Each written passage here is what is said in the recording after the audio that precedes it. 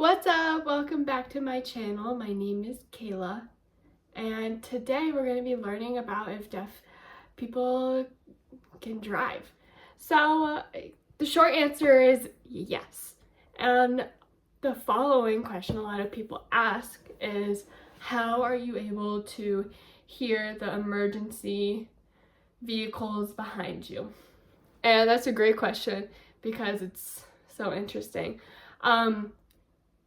Honestly, the answer is really simple. It's a lot more simple than people think.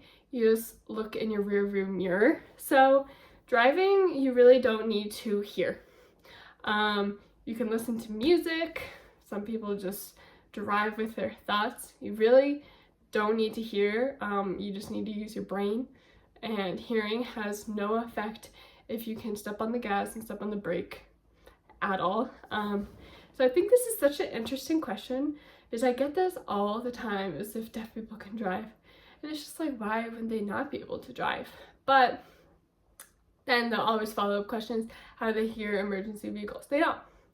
We don't. You just look in your rearview mirror. You should be doing that. If you guys took driver's ed, you should be doing that frequently, just to check out the other drivers and see how you're doing. Yeah, I've never had a problem with not being able to see emergency vehicles. They have the flashing lights, so you're also able to see a lot clearer, even if you're like looking up at your mirror in the back. So, short and long answer is yes, and why wouldn't you? Deaf people can really do anything if you really think about it, except here.